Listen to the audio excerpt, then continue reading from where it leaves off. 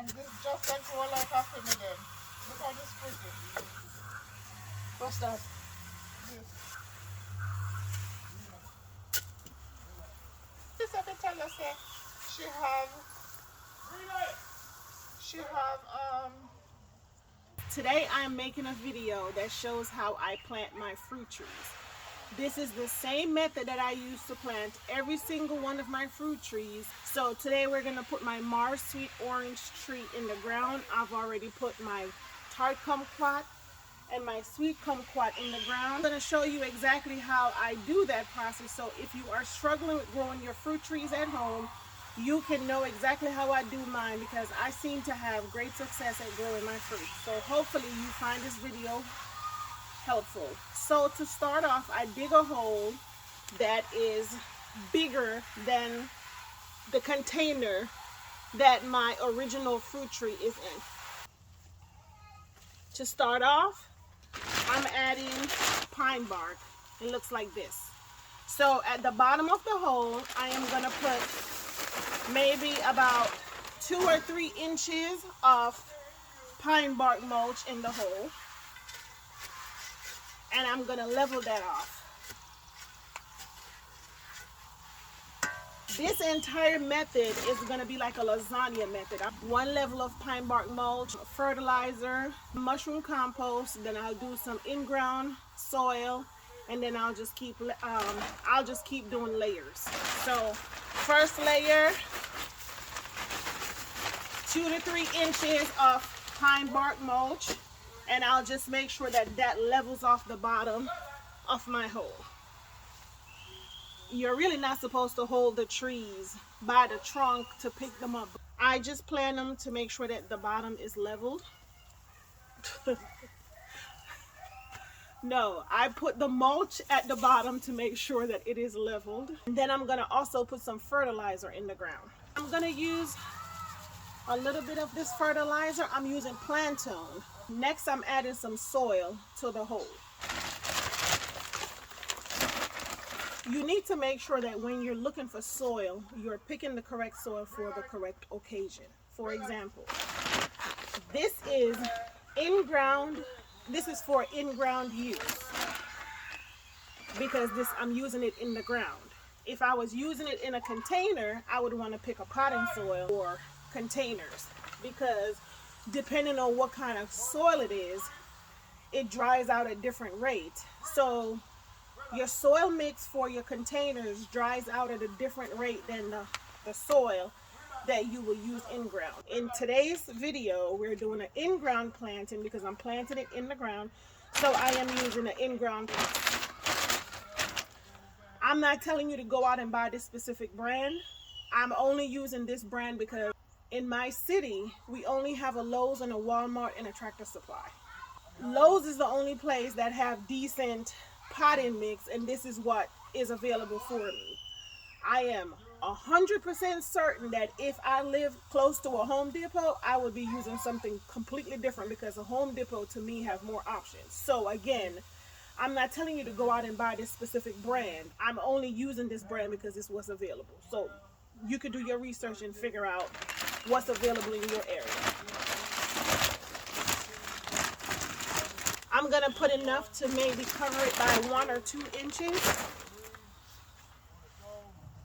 Then I'm adding some mushroom compost. Enough to cover the bottom. And then I'm gonna start adding my plants. When you're dealing with plants that's in containers, sometimes you might have a plant that is root bound. You want to make sure that you're not dragging or tugging on that plant to a point where you're going to hurt that plant. This is why it's not a good idea to pick the plant up like this. You're supposed to pick the plant up by the actual container, okay? To loosen up the roots, you just want to lay the pot down. I usually do it over the hole, and I press down gently. Then I turn the plant, and I press down some more gently, and then I turn it again, and I press down some more. Now the root will come out very easily, like that, okay? And then And then I want to make sure that I am not burying this plant too deep into this hole. Let me point something else out while I'm here.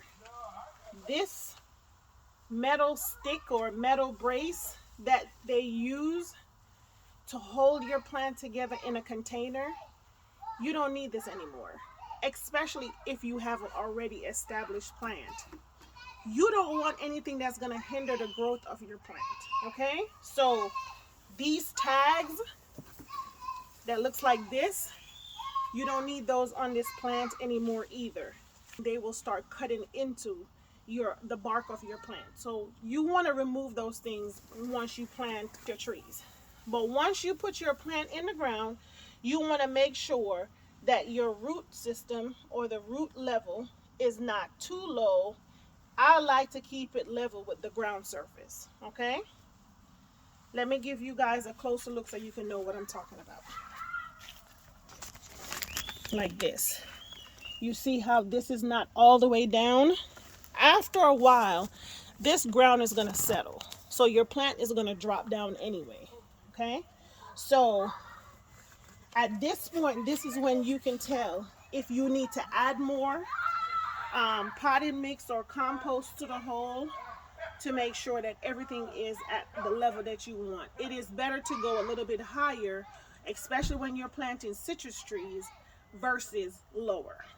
All right, so I want to make sure that once I set this up, it's in a position that I will be comfortable with, because I'm not moving this once it's in the ground. So I will turn it to make sure that I'm comfortable with how it will grow. So like this is a no for me because it's leaning towards the wall.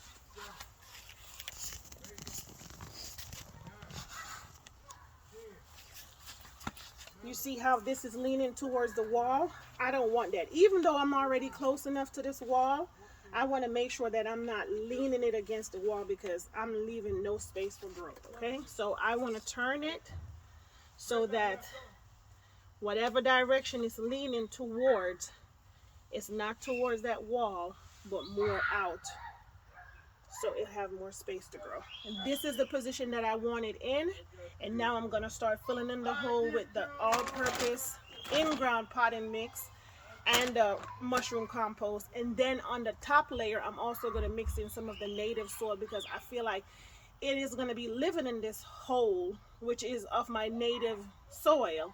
It needs to get used to that soil, because this good stuff that I'm adding here is going to dry out eventually, and it needs to learn how to adapt to its hole. So I'm going to add some of this.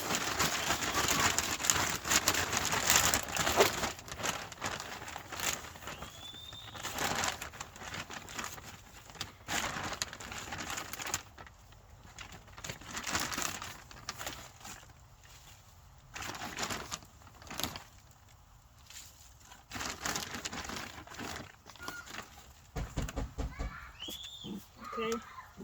When you put your plant in the hole, you want to just make sure that you tickle the root a little bit, okay? My neighbor is playing hide and go seek with his grandbabies.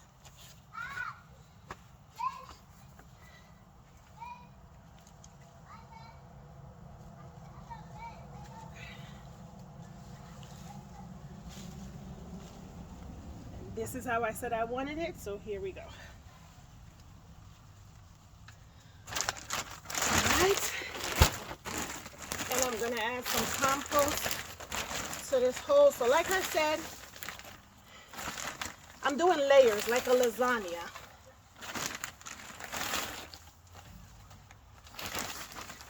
And now I'm going to cover with that mushroom compost.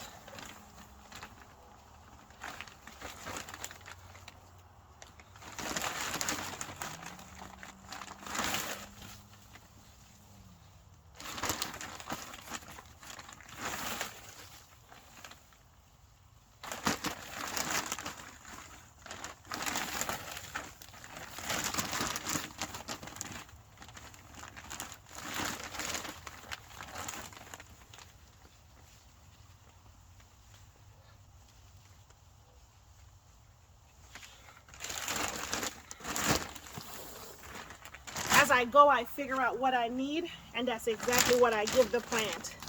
So I figured that was enough mushroom compost, and now I'm adding some more in-ground potting soil again. Okay. I want to make sure that I push down on the soil all around this root, just to make sure that we're not leaving any air pockets in here. And we're going to try to even this out as much as possible. I'm going to take some of that soil that I already dug up, and I'm going to try to mix it in to the top layer.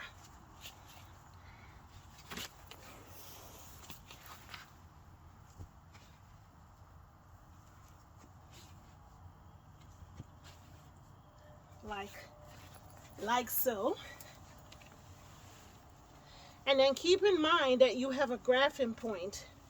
You don't want to cover that grafting point up. You can see the difference between a big root and a smaller root. It looks like somebody cut the tree. That's where your grafting point will be. So you just want to make sure that you're not covering the plant up to that level. And then I'm going to add some more potting soil, and then I'm going to add some mulch and a little bit of fertilizer, and then I'll be finished. And we can do a deep water, and we will leave her alone, and then just deep water her every couple of days, just to make sure that she is becoming very well established. And that's it.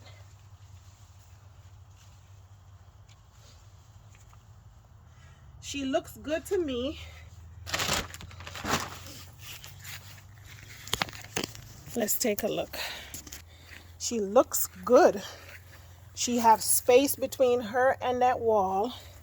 She's lined up with the other trees, and she looks amazing. I'm gonna add more pine bark nuggets. You want to mulch your fruit trees because this is going to retain moisture, so your plants does not dry out as easily, especially on these long hot summer days. You don't want your roots to dry out, so you do want to mulch. This will help suppress weeds around your plants, and it will keep the moisture. The last thing I'm going to do before I give it a good water, I'm going to give it a little bit more fertilizer. Then I'm going to prune off a little bit of the lower branches, because we don't want our branches hanging to the ground. Even though this is not touching, I feel like it's super close. And then I'm going to give it a good water, and I'm going to let her be. So all of my plants have a name, and this is her name, and I'm going to give her her name back so she feels important.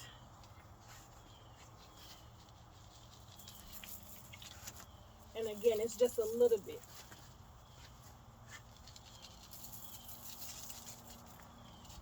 And that's it. This is what we have so far. This is my tart kumquat. This is my sweet orange tree. And this is my sweet kumquat. And this is what it looks like.